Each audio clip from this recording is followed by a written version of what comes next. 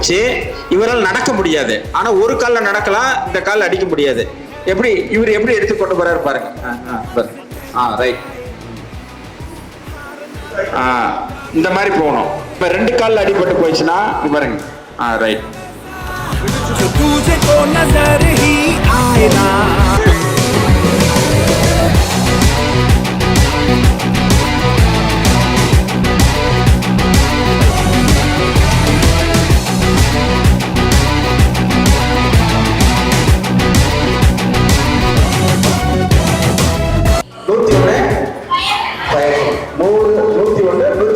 ரெண்டுமே fire service. 108 இந்த 3த்துக்குமே நம்ம செல்லுல பேலன்ஸ் இல்லைன்னா கூட கால்ஸ் போகும்.